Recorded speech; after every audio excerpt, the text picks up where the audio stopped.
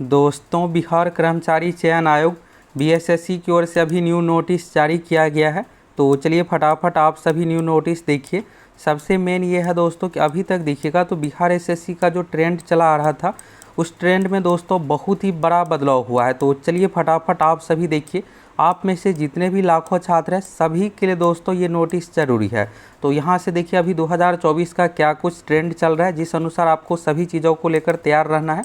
तो चलिए फटाफट यहाँ से आप सभी नोटिस देखिए। तो सबसे पहले चलिए यहाँ से बीएसएससी का ऑफिशियल वेबसाइट पर, ये रहा दोस्तों बिहार एसएससी आयोग का ऑफिशियल वेबसाइट। तो यहाँ से आपको नोटिस देखने के लिए सूचना पत्र नोटिस बोर्ड पर क्लिक करना है और अभी कुछ ही देर पहले ये नोटिस जारी किया गया है। तो चलिए यहाँ से सबसे पहले तो इस नोटिस को डाउनलोड करते हैं और यहाँ से आप सभी चीज़ों के बारे में देखिए। और दोस्तों आप सभी ये बताइए कि आप में से कौन कौन CGL4 यानी कि सचिवालय सहायक वैकेंसी की बेसब्री से इंतज़ार कर रहे हैं, कौन कौन न्यू अपडेट जानना चाहते, ऑथेंटिक अपडेट जानना चाहते, कब तक कितने पदों पर वैकेंसी आएगी, फटाफट कमेंट करके बताइए। तो चलिए यहाँ से सबसे पहले तो नोटिस डाउनलोड करते हैं और यहाँ से देखिए आप सभी चीज़ों के बारे में देखिए। इस नोटिस में सबसे जो मेन चीज़ है ना, यहाँ से जो दिया हुआ है ना, ये आपके लिए बहुत ही ज़रूरी है। यहाँ पर देखिएगा बहुत सारे टर्म कंडीशन के बारे में बताया गया। आप में से बहुत सारे इंटर लेवल वाले अभ्यर्थी है जो CGL4 के इंतज़ार में, सभी के लिए ज़रूरी है। क्योंकि देखिए आयोग का जो पैटर्न एक एग्ज़ाम से संबंधित रहता है वही हर एग्ज़ाम में लागू होता है। तो आप सभी अच्छे से यहाँ से देख लीजिए, आपके काम का है। अगर आप इन सभी चीज़ों को अगर इग्नोर करते हैं तो होता क्या है कि बाद में इसी सब कारणों से आपको दिक्कत आएगी। तो यहाँ से चलिए देखिए एक एक करके। तो देखिएगा तो अभी कुछ देर पहले ये नोटिस जारी किया गया, आज के डेट का नोटिस है बिहार कर्मचारी चयन आयोग। तो यहाँ पर देखिएगा आवश्यक सूचना 1 अप्रैल 2024 के माध्यम से यहाँ पर ये था दोस्तों कि विज्ञापन संख्या 01/2023 से संबंधित बिहार एसएससी आयोग के माध्यम से स्टेनोग्राफर यानी स्टेनो की वैकेंसी आई थी। तो उसमें क्या था कि डॉक्यूमेंट वेरिफिकेशन ये सब चीज़ें होना था, तो 3 अप्रैल से लेकर के 4 अप्रैल के बीच, लेकिन उसको स्थगित किया गया। तो स्थगित होने के बाद यहाँ पर देखिएगा तो सबसे मेन ये है दोस्तों कि बीएसएससी आयोग अब मिशन मोड में आ गया है।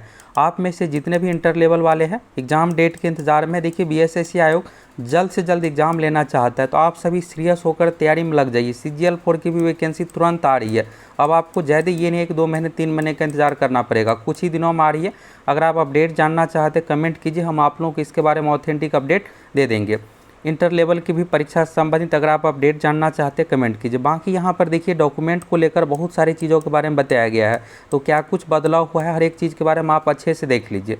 अगर आप स्टेनोग्राफर वाले अभ्यर्थी हैं तो आप खुद फॉलो करना ही है। बाकी दूसरे एग्जाम में भी यही ट्रेंड लागू होता है क्योंकि ये आयोग से संबंधित है। तो यहाँ पर देखिए 25 जून और 26 जून को जो है डॉक्यूमेंट वेरिफिकेशन होना है। तो अगर आप स्टेनोग्राफर वाले हैं तो कमेंट कीजिए आप में से किसका किसका इसमें रिजल्ट आया हुआ है। तो 25 जून का यहाँ पर देखिएगा 10 AM फिर 2 PM यानी 2 शिफ्ट में इस तरह से है, और 26 जून। तो ये जो डॉक्यूमेंट वेरिफिकेशन होना है आयोग के यहाँ पर,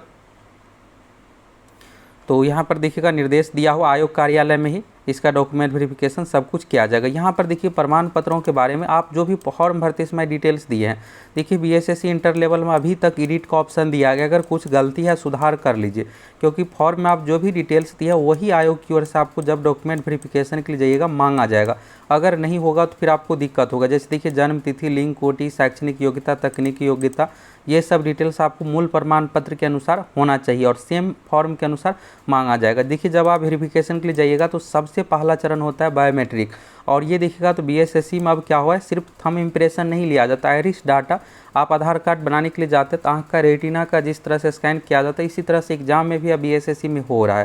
तो आइरिस डेटा का मिलान किया जाएगा, अगर ये सही पाया जाता है तभी आपका डॉक्यूमेंट वेरिफिकेशन नेक्स्ट चरण में जाएगा। अगर ये गलत होता है तो सीधे आपकी उम्मीदवारी रद्द होगी, साथ में FIR भी किया जाता है इस कारणों से कि यहाँ पर सही अभ्यर्थी नहीं है। तो ये सब देखिएगा विधि सम्मत कार्रवाई की जाएगी। ये हो गया। तो ये देखिए यहाँ पर ये वाला पैटर्न जो है वो हर एग्जाम में इंटर लेवल हो या सचिवालय सहायक हर एग्जाम आपको इसी तरह का देखने को मिलेगा। और बाकी जो यहाँ पर वेबसाइट पर दिया हुआ है फॉर्म, आपको फॉर्म फिलअप कर लेना सभी डॉक्यूमेंट के साथ, डिटेल के साथ, हाल ही में खींचा हुआ फोटो, ये सब चीज़ें। प्रमाण पत्र में देखिएगा तो फॉर्म का यहाँ पर जो भी वेबसाइट पर दिया हुआ लिंक वहाँ से डाउनलोड कर लीजिए। साथ ही एडमिट कार्ड भी मांगा जाता है।